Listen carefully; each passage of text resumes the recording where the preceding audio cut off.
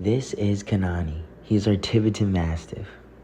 Like, we literally got a Tibetan Mastiff. It's just crazy. For those of you that don't know, they're massive, protective, and livestock guardian dogs. They originated in the Himalayas in Tibetan. Mainly bred for livestock guardian dogs and protection. And nothing too special in this video. It's just our first day with them.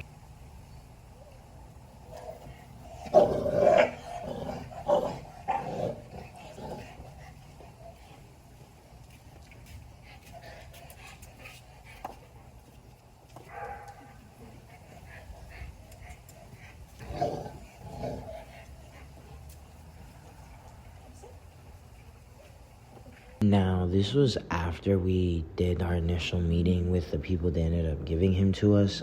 So he already met Coda, Sapphire, and Zara. So it's really introducing him to the rest of our dogs. But the ones you're going to see him actually meet is those three. So that's really what we're doing right now. It's just introducing him to our dogs. And that's kind of all we do in this, really today. We don't have him do a lot of extra crazy stuff. We just want him to have good experiences with our dogs, and just have a good time. We don't want to overwhelm him. Now, the order that we're going in with these three dogs, Coda, Zara, and Sapphire, it's the order that he originally met them in. So that's how I'm going to be explaining it. And he has no problems with them at all. Zara's next is our Pyrenees puppy.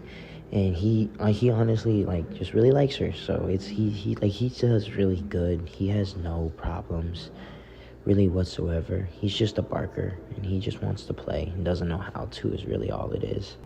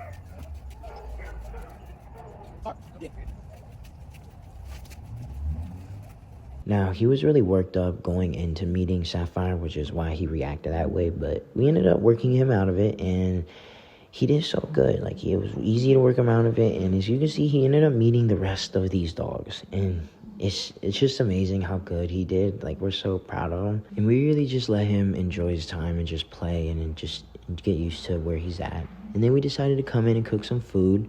And what we're doing here is teaching him the no kitchen boundary, because we were told he does have food aggression. So we're just kind of gauging how bad it is. We're literally doing everything. We're told it was just dogs, but we're seeing if it's human. We're seeing if he just gets really intense when food is around. And as you can see, he just chills out. He just went to sleep. And then after we ate, we spent time with our daughter and taught him the no room boundary, because we were told before meeting him that we don't know how he does with kids, and he does great. He doesn't even care. It's adorable how well he does.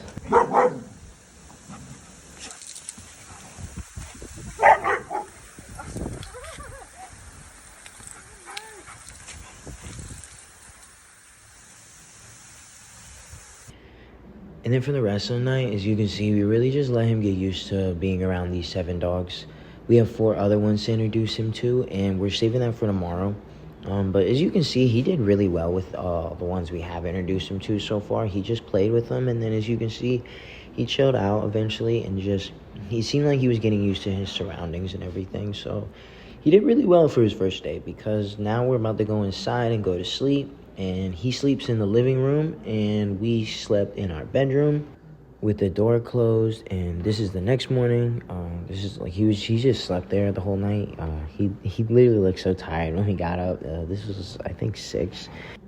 Now we tried to put him in the crate earlier yesterday, but he literally tore up the crate. He would not chill out. He'd chill out for 2 minutes and then keep going, and then he needs to we need to get one of those impact crates because he tears through these wire crates. So we got him out of the crate, and that's why he slept in the living room last night. But we had the door closed because it's a boundary we set.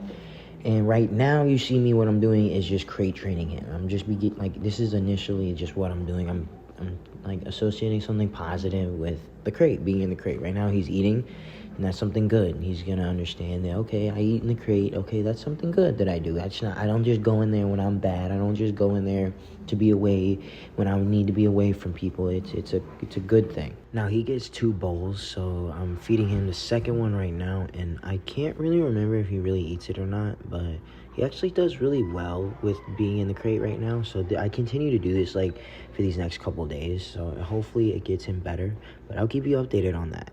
And I just do some things like around the house, because the other thing he doesn't like when he doesn't like when he's away from us or he can't see us. So we're working on that because we don't want it to turn into like really severe separation anxiety.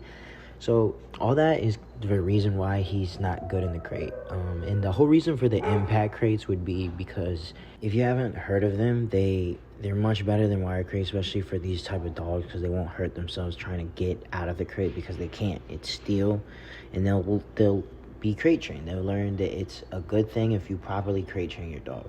And as you can see, after I fed him, after we did all the crate training and I fed the other dogs, I just let him out this morning just with those same 7 dogs.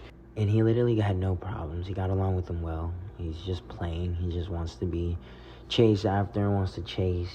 And that's just kind of what I do this morning. I focus on just his boundaries with dogs because he doesn't have them when he's playing. He can get a little rough. And eventually I put him on the long line. And it's much better for him to be able to play. And also, if I want to call him off and he doesn't get off immediately or he doesn't do something immediately, I can pull him off so it doesn't hurt the other dogs and the other dogs won't have to correct him. It's just all around safer, and that's really all we do for him in the morning. We just let him just take in the morning sun, let him get his surroundings again, and he does really good. And now we're just about to introduce him to our next 4 dogs, and that is Bandit, Suki, and Angus. We don't introduce him to Takeo yet. That's for another day. Really for Takeo, there's some other things we have to work on before even getting to meeting a new dog. He's seen him. They've seen each other and had some reactions, but they had an initial meeting hasn't happened yet. But he's meeting Bandit here, and the reason why we're so strict in this meeting is really because of Bandit. Kenani has no problems in this interaction. Neither is Bandit, but he's dog selective and reactive. So we got to make sure that he understands that he needs to check in with me and that this dog is okay on our, we let him on our property, so he has no reason to interact with this dog negatively. And if he does, that's not okay. We don't allow that. And he does really good, as you can see. He's listening. He's not even paying attention to the dog, and that's really what we want. We just want them to not even pay attention to each other, and then they'll be allowed to meet. And then when they do, it usually goes over well, as you can see. They don't even have a stare off or any of that. It's no dominance, nothing. It's a perfect interaction. And like I said, the interaction went so well. We were so happy for Bandit and Kenani, because this is the one problem we were scared we were going to have, but it's not even a problem. He did really well with Bandit, and so we're happy for that. And now he's meeting Angus, which is our Great Dane, and once again, he does really well. Angus does really well, so I don't even really need to say much of anything. As you can see, he likes to stop a lot and just stop walking, but we don't let him, and he's like, no, you're going to keep walking, and we keep walking with him. But yeah, like I said, he makes so good friends with all of our dogs, and it's just amazing. And we're so happy that we got the opportunity to adopt him, and it's we can just tell that it's just gonna be an amazing journey for him and us.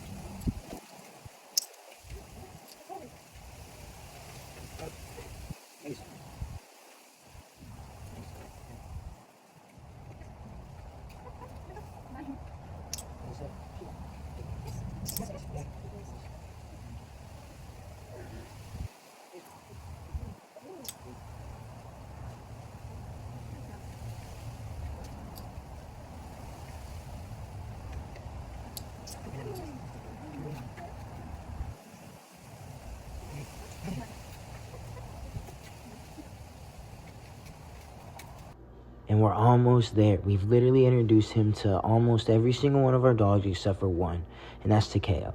But Kenani has done so good. He's literally met every single type of dog. Male, female, spayed, not spayed, neutered, not neutered. Ones that have dominant issues, ones that are reactive, ones that are just neutral. And he's just done so well with all of them. He's made friends with every single one of them. And it's clear to us that the dogs accept him into the pack. And it's just such amazing to see, because this is something we were worried about. We were worried it was going to be some problems bringing this bigger dog into our pack, but it has gone over so well, and we are so happy for it. And that's really all we do for right now. We just let him get used to these ones. We bring him back inside, and we put the bigger boys on place, just so he understands place, because Bandit, Angus, and Coda, and Suki really know that, and setting a standard for him that being neutral is the mindset we want. Because keep in mind, he's still a puppy, and he has puppy energy, but he's very large, so we just got to make sure that he's able to understand how to cope with his energy and how to use it in certain situations, and in certain situations where it's not used. And this is them on place, like I just said, and he did really good at it. We eventually moved his place away from our room, just a little bit further down the wall. But other than that, this is really all we did. And then with Bandit and Takeo, we just really want to make sure Bandit understands that this is a positive relationship. So we've been taking him and Kenani on structured walks, and we don't let them sniff. We make sure they're at a heel. And what I mean by don't let them sniff is we don't let him sniff on each other or really interact. We just get them to be neutral. That's really the mindset we want our dogs to act and be in.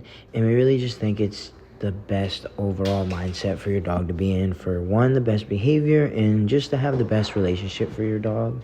So that's really why we do all what we do. That's our basis of our training.